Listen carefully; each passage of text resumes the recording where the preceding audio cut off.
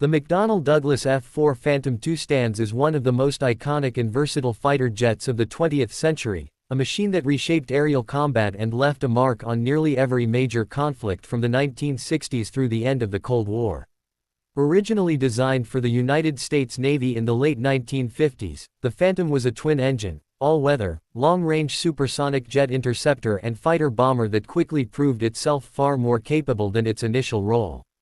Its sheer performance, adaptability, and heavy weapons load ensured it was adopted not only by the Navy but also by the United States Air Force and Marine Corps, making it a rare case of a single jet being widely embraced across multiple branches of the military.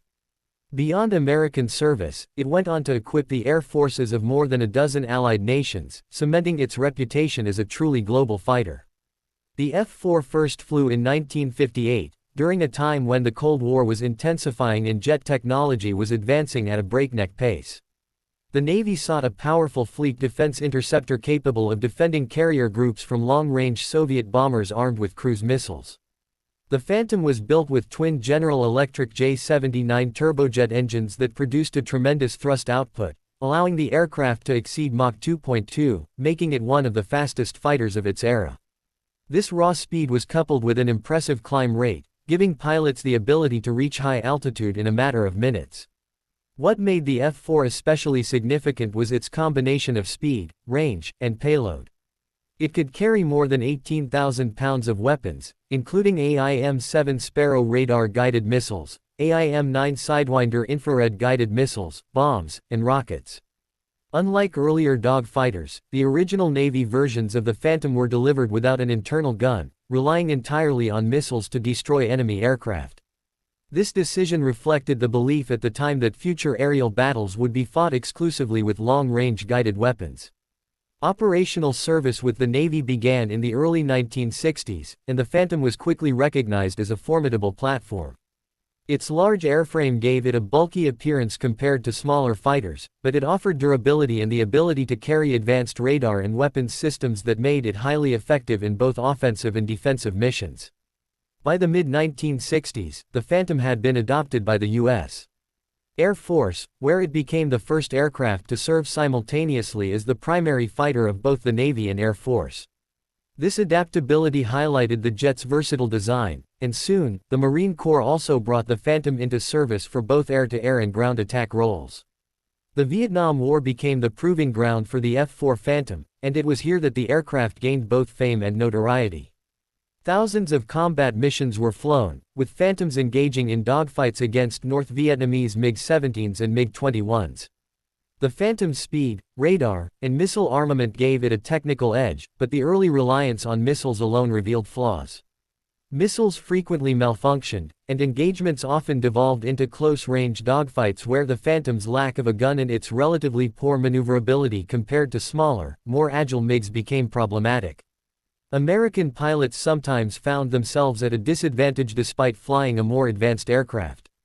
These challenges highlighted the need for improved training and tactics, eventually leading to the creation of the Navy's Fighter Weapons School, better known as TOPGUN, in 1969. This program revolutionized aerial combat training and restored the Phantom's edge in battle. Later versions of the Phantom, such as the F-4E, addressed the lack of a gun by adding an internal M61 Vulcan 20mm rotary cannon, giving pilots a reliable weapon in close-range encounters. Despite its limitations, the Phantom achieved significant success in Vietnam. It became the most heavily used combat aircraft of the war, flying roles that ranged from fighter sweeps and bomber escort missions to ground attack, close air support, and reconnaissance. Its ruggedness allowed it to survive heavy anti-aircraft fire, and its versatility ensured it remained useful across many mission types. Phantoms were also employed in the dangerous role of wild weasel missions, suppressing enemy air defenses with radar homing missiles. These missions highlighted the Phantom's adaptability and the bravery of its crews in one of the most dangerous assignments of the conflict. Beyond Vietnam, the Phantom remained central to U.S. military power throughout the 1970s and 1980s. In the Navy, it served on carriers across the globe, projecting American air power during Cold War standoffs. In the Air Force, it formed the backbone of tactical fighter wings stationed in Europe, Asia, and the Middle East. The Phantom also played a crucial role in the Arab-Israeli conflicts, where Israeli pilots flying F-4s achieved remarkable success against enemy aircraft and ground targets. Israel, in particular, became one of the most prominent foreign operators of the Phantom, conducting daring raids and using the aircraft in numerous wars from the late 1960s into the 1980s. Other nations, such as Germany, Japan, the United Kingdom, South Korea, and Turkey, also became major Phantom users, adapting the jet to their own operational needs. Each nation valued the Phantom's combination of speed, payload, and reliability, making it a cornerstone of their air forces for decades. The Phantom's presence in multiple countries also led to numerous upgrades and modifications. Variants included reconnaissance models equipped with specialized cameras, electronic warfare versions designed to jam enemy radars, and strike variants optimized for delivering bombs. The aircraft's ability to evolve with new technology ensured its long service life. Even as newer fighters like the F-14 Tomcat, F-15 Eagle, and F-16 Fighting Falcon began to replace it in American service, the Phantom remained active in secondary roles well into the 1990s. Some air forces, particularly in the Middle East and Asia, continued to operate upgraded Phantoms into the 21st century, with Turkey and Iran still flying them in limited numbers today. One of the enduring legacies of the Phantom is its contribution to air combat doctrine and training. The shortcomings experienced in Vietnam directly influenced the way the U.S. trained its fighter pilots, placing greater emphasis on maneuvering skills, situational awareness, and realistic combat exercises. The Navy's TOPGUN school and the Air Force's Red Flag program owe much of their origins to lessons learned flying the Phantom. In this way, the aircraft indirectly shaped the training of generations of fighter pilots, many of whom later transitioned to more modern jets but carried forward the tactics refined in Phantom cockpits. Visually, the Phantom is instantly recognizable.